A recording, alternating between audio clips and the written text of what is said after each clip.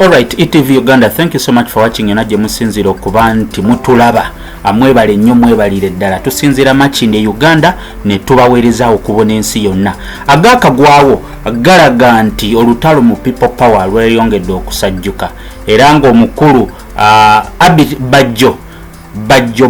Bajjo events clear process omukulu ogumanyi obulungi awonyedde watono nnyo bamukubye emigo ejimu tasobola na kujibala nengo lunaku lwa leero Bajjo abadde agenzeko ku people power head office awe Kamoocha munnange mujjukire babadde byeyogeza bombi Bajjo ne Abitex yebaze beyogeza simanyi tajja kuwagira muganda wa Bobi Wine yenna yawagira Bobi Wine olunaku lwa leero abadde agenze Kamoocha agenze ku people power offices yabavubuka gye bavudde ne bamuligita emigobante yogayoganga n'emmotoka ye bagyonoonye era Bajjo waliwo abazirakisa abamutaasiza ne bamuddusa ku poliisi y'Ekira Road era nga wano ku Kira Road akoze ne statement a few minutes ago agitaddeyo ku Facebook page ye n'agamba nti aripotinze era omusango weeguli nga agamba nti kigambibwa nti ye mukwogera kwe agamba nti omukulu Nyanzi ye suspect Nyanzi muganda wa Bobi Wine nti ye suspect mu musango guno nenga kino we kijjidde nga abakulu bano babadde boogera bitakwatagana Bajjo ne Abitex bombi boogera bitakwatagana era nga FULLFIGURE bwe yayogeranga ng'omuntu mu njogere nnyangu olabirawo ddala nti waliwo ekitagenda mu maaso olunaku lw'eggulo Peng yavuddeyo n'akola live n'agamba abakulu bano ababiri baalya nnyo baalya dda ssente era babadde bambega ba NRM abambega ba President Museveni olunaku lwa leero kikwewunyisa nti Bajjo neera alukezeza nkokola n'agenda ku people power Kamoocha okitegeera ndowooza Nyanzi olumulabyeko oba n'aduumira abavubuka oba abavubuka beeduumidde bokka nenga ye mu bubaka bwatadde ku Facebook agamba nti Nyanzi yabaduumidde era mu bubaka bwataddeko kambu kusomeremu wano muganda wange agamba nti breaking news chairman Nyanzi Fred Sentamu and his goons have attacked me in Kamoocha. My car was damaged and he has threatened my life. Reason is during my recent interview I said I will only support Bobi Wine, not his brothers. Thanks to local people who have rescued my life, have reported 2 cases at Kira Road Police, malicious damage and threatening my life. You can see the type of a person who want to contest for being an MP. Is very violent. How can you threaten someone when you are a leader? Below is the police reference and lesson to you Nyanzi. I'm a law-abiding citizen, not violent like you, but will deal with you smartly, cause your weapon is being violent, fake propaganda and damaging people's lives. I repeat this the last time. I will support only Bobi Wine, not his brothers.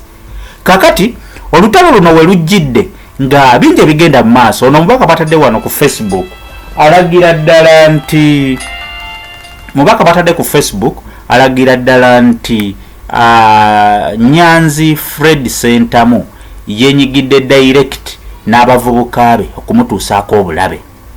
Kino kitegeeza ki eri omugendo gwa people power nga abantu batandise okwogera ebitakwatagana ababadde mu mugendo guno gwa people power abamu bagudduseemu abagulimu buli omu ayogera kikyayogera kinaayogera kiri Bajjo byayogera bituufu oba azannya firimu omanyi bano ababiri bamanyikiddwa nnyo Bajjo ne Abitex bamanyikiddwa nnyo mu kuzannya firimu bazannyi ba firimu kakati tetumanyi n'eno firimu baali adde akasente kaabwe nga baagala kuwudiisa gwalaba gwawuliriza bakulowoozese nti Nyanzi ng'omuntu ali violent kubanga one tetulabawo kifaananyi kyonna kiraga nti emmotoka bagyasizza oba ye omuntu akubiddwa oba abadde threatened tetulabawo kyonna wabula atadde reference ng'eriko suspect nti Nyanzi ng'eriko n'ekifaananyi kya Nyanzi wekitegedde. So ETV Uganda we tuli abasajja baagala kwekuba bikonde batandise okulwanagana bokka na bokka owulo gwe balwanyisa tali mu mazina tazina. So awo simanya abaloga bano aba people power nenga bwetwogerera abasajja balwanagana bokka nabokka. We don't know what could be the next step nenge embeera eriwo ebya Abitex bibi. Omusajja amuwendulidde abasajja tetunnakakasa oba kituufu oba si kituufu oba propaganda. Omanyi bakola nnyo emizannyo. So it's too early to say that it is true or kyendowooza mukulu ya Fred Nyanzi chairman ajja kuvaayo abeeko kyayogera ne Abitex mwennyini kyemmanyi ajja kuvaayo abeeko byagamba eggwanga.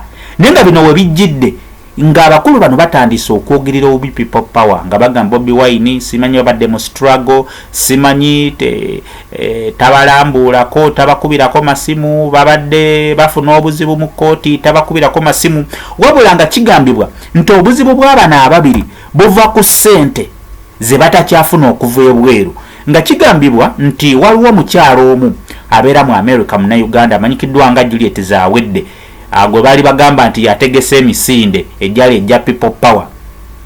Ti omukyalo ono bamukubamu oba bamugjamu ssente zikunuukiriza mu mitwalo 7.5 ejja $.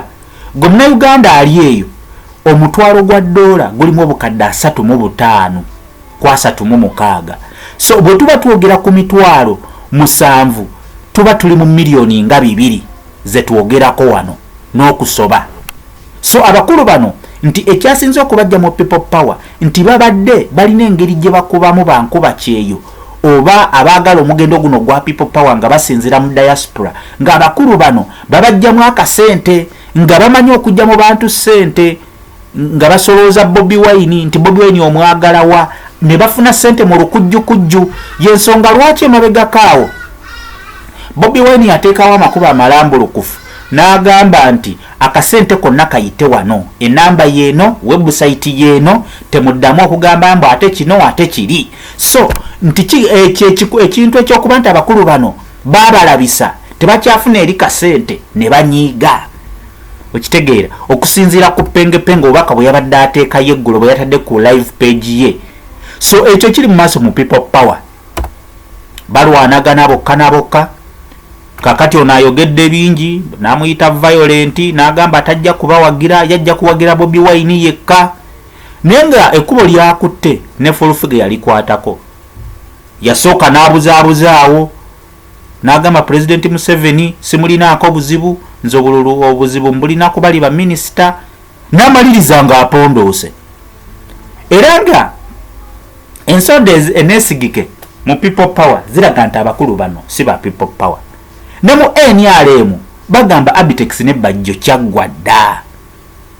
So alaba ETV Uganda oba awuliriza ETV Uganda eno ye firimu gye twolokedde ababadde mu people power abatakyafuna mugaati nga bwe kigambibwa bakambwe bazibu nnyo struggle bagitunze struggle bagivuddemu struggle bagifudde ya kuvuma